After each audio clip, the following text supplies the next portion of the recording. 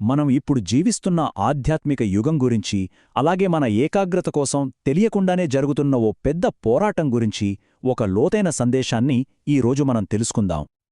మనం కడవరి కాలాల్లో జీవిస్తున్నామా? ఈ మాట వినగానే మనకి భవిష్యత్తులో జరగబోయే సంఘటనలే గుర్తొస్తాయి కదా? కానీ వాక్యం చూస్తే అసలు విషయం వేరేలా ఉంది. ఏంటో చూద్దాం రండి. చూడండి, ఈ వచనం ఒక చాలా ముఖ్యమైన విషయాన్ని స్పష్టం చేస్తోంది. మనం అనుకుంటున్నట్టు ఈ కడువరి కాలాలు అనేవి నిన్న మొన్నో మొదలైనవి కాదట. ఎప్పుడో యేసుక్రీస్తు మొదటిసారి ఈ లోకానికి వచ్చినప్పుడే అప్పుడే ఇవి మొదలయ్యాయి. అలాగైతే మనం నిజంగా ఈ కడవరి కాలాల్లోనే ఉన్నామంటే అసలివన్నీ ఎందుకు మొదలయ్యాయో అర్థం చేసుకోవడం చాలా ముఖ్యం. ముఖ్యంగా క్రీస్తు చేసిన ఆ మహాత్యాగం వెనుకున్న అసలు ఉద్దేశమేంటి? లేఖనాలు చూస్తే మనకు చాలా స్పష్టంగా తెలుస్తుంది. ఆయన త్యాగానికి రెండు ప్రధాన ఉద్దేశ్యాలు ఉన్నాయని. మొదటిది మనల్ని రక్షించడం, రెండవది మనల్ని సిద్ధపరచడం. అవేంటో చూద్దాం. అవును, మొదటి ఉద్దేశం ఇదే. తీర్పుకు గురికాబోతున్న ఈ లోక వ్యవస్థ నుంచి, అంటే ఈ దుష్టకాలం నుంచి విశ్వాసులను విడిపించడం కోసం ఆయన తన ప్రాణాన్ని అర్పించారు. ఇదొక రక్షణ కార్యం. ఇక రెండవది, ఇది కూడా అంతే ముఖ్యమైనది. ఆయన తన రాకడ కోసం ఒక స్వచ్ఛమైన, భక్తిగల సంఘాన్ని సిద్ధం చేసుకోవాలనుకున్నారు. ఎలాంటి మచ్చ, ముడతలేని ఒక మహిమగల సంఘంగా, అంటే తన వధువుగా ఆయన ఎదుట నిలబెట్టుకోవాలని. అయితే ఒకవైపు క్రీస్తు తన సంఘాన్నిలా సిద్ధం చేస్తుంటే, మరోవైపు ఒక వ్యతిరేక శక్తి కూడా పనిచేస్తోంది. అది మనకు కనిపించకుండా చాలా సూక్ష్మంగా, కాని చాలా శక్తివంతంగా ఒక దండయాత్ర చేస్తోంది. బైబిల్ దీన్నే అంత్యక్రీస్తు ఆత్మ అని పిలుస్తోంది. ఇది ఇప్పటికే లోకంలో పనిచేస్తోందని, క్రీస్తు ఉద్దేశాలకు వ్యతిరేకంగా పనిచేస్తోందని మనల్ని హెచ్చరిస్తోంది. మరి ఈ రోజుల్లో ఈ అంత్యక్రీస్తు ఆత్మవాడే అతిపెద్ద ఆయుధమేంటో తెలుసా? బహిరంగంగా హింసించడం కాదు, మనకు తెలియకుండానే మన హృదయాలను దేవుని నుంచి దూరం చేసే పరధ్యానం.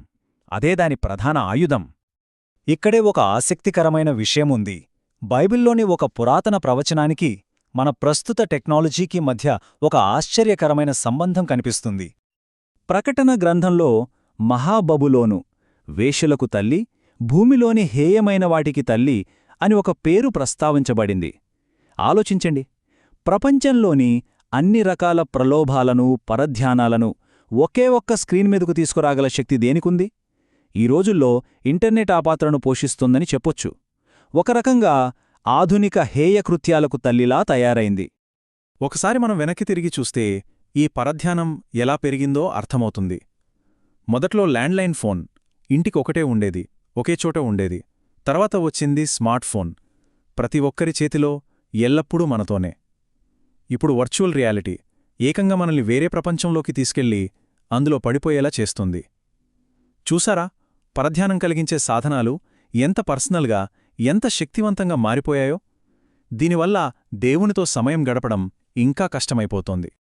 ఫలితంగా ఈ ఆధ్యాత్మిక పోరాటం చివరకు రెండు రకాల వధువులను తయారుచేస్తోంది. ఒకరు ఒకరి కోసం, మరొకరు మరొకరి కోసం, వేర్వేరు గమ్యాల కోసం సిద్ధం చేయబడుతున్నారు. ఇక్కడ మనం ఒక విషయాన్ని చాలా జాగ్రత్తగా గమనించాలి. ఒకవైపు క్రీస్తు వధువు, మరోవైపు అంత్యక్రీస్తు వధువు. క్రీస్తు వధువు దేవుని సన్నిధిని వెతుకుతుంటే, అంత్యక్రీస్తు వధువు లోకములోని పరధ్యానాలను వెతుకుతుంది. ఒకరి స్వరం ప్రార్థనలో వినిపిస్తే, మరొకరి స్వరం లోకపు గందరగోళంలో కలిసిపోతుంది. ఒకరు పవిత్రంగా జీవిస్తే, మరొకరు టెక్నాలజీ అనే వలలో చిక్కుకుంటారు. చివరికి ఒకరు క్రీస్తు కోసం సిద్ధపడితే, మరొకరు మృగం కోసం సిద్ధపడతారు. మనం రోజూ తీసుకునే చిన్న చిన్న నిర్ణయాలే మనం ఏవైపున్నామో నిర్ణయిస్తాయన్నమాట. మరి ఇంత బలమైన పరధ్యానం మన చుట్టూ ఉన్నప్పుడు గెలుపు మార్గమేంటి? మనం ఏం చెయ్యాలి? సమాధానం చాలా సులభం, కాని చాలా లోతైనది. మనం గుర్తుంచుకోవాల్సిందేంటంటే, ఈ పోరాటంలో మనం ఒంటరివాళ్లం కాదు. సాక్షాత్తు క్రీస్తే మన పక్షాన విజ్ఞాపన చేయడానికి నిరంతరం జీవిస్తున్నారు. ఆయన ద్వారా దేవుని దగ్గరకు వచ్చేవారిని పూర్తిగా రక్షించడానికి ఆయన శక్తిమంతుడు. అంటే సమస్య దేవుడు మాట్లాడుతున్నాడా లేదా అన్నది కాదు, ఆయన స్వరం ఎప్పుడూ వినిపిస్తూనే ఉంటుంది. అసలు ప్రశ్న ఏంటంటే, ఆ స్వరం వినడానికి ఎవరైనా సిద్ధంగా ఉన్నారా, మనం వింటున్నామా అన్నదే. ఈ వచనం చూడండి ఎంత అద్భుతంగా ఉందో. క్రీస్తు తన సంఘంతో, తన వధువుతో ఎంత లోతైన సంబంధాన్ని కోరుకుంటున్నారో ఇది చూపిస్తుంది. మన స్వరం వినాలని, మన ముఖం చూడాలని ఆయన ఆశపడుతున్నారు. ఎందుకంటే మన స్వరం ఆయనకు మధురం, మన ముఖం మనోహరం. అయితే యేసు ఒక మాట స్పష్టంగా చెప్పారు. పిలువబడినవారు అనేకులు, ఏర్పరచబడినవారు కొందరే. అంటే పిలుపు చాలామందికి అందుతుంది, కాని ఆ పిలుపుకు స్పందించి ఎంపిక చేయబడేవారు మాత్రం కొద్దిమందే. మరి పిలువబడిన వారి స్థాయి నుంచి ఏర్పరచబడిన వారి స్థాయికి ఎలా వెళ్ళగలం? దానికున్న ఏకైక మార్గం వారధి, ప్రార్థన. పిలుపుకు మనమిచ్చే స్పందనే ప్రార్థన. అపస్తులుల కార్యాల్లో కొర్నేలిలాగా నిరంతరం ప్రార్థించేవారే ఆ కొద్దిమందిలో ఉంటారు. చూడండి, లోకంలో పరధ్యానాలు, శబ్దాలు పెరిగిపోతున్న కొద్దీ మనంగూడా వాటికంటే గట్టిగా అరవడం పరిష్కారం కాదు. అసలైన పరిష్కారం ప్రార్థన అనే నిశ్శబ్దంలోకి వెళ్ళిపోవడం. క్రీస్తు వధువుగా నిలబడాలంటే లోకంతో పోటీపడటం కాదు, దేవునితో మన సంభాషణకే మొదటి ప్రాధాన్యతివ్వాలి. చివరగా మనల్ని మనం వేసుకోవాల్సిన ఒకే ఒక్క ప్రశ్న ఇది. ఒకవేళ క్రీస్తు మన కోసం పిలిస్తే మన లైన్ బిజీగా ఉంటుందా? లేక ఆయన పిలుపును అందుకునేందుకు సిద్ధంగా ఉంటుందా?